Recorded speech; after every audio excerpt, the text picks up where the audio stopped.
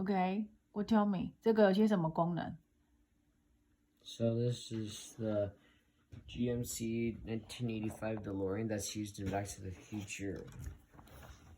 I'm only halfway building through it, but so far what it can do is that pretend there's wheels here.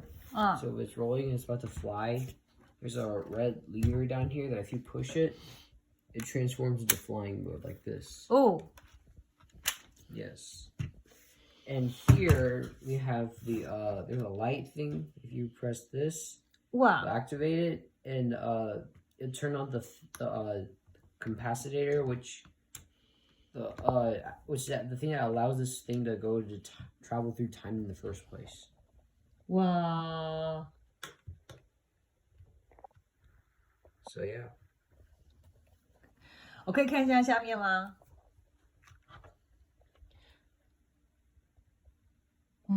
看起来就好复杂。Yeah, this is the lever that transforms it.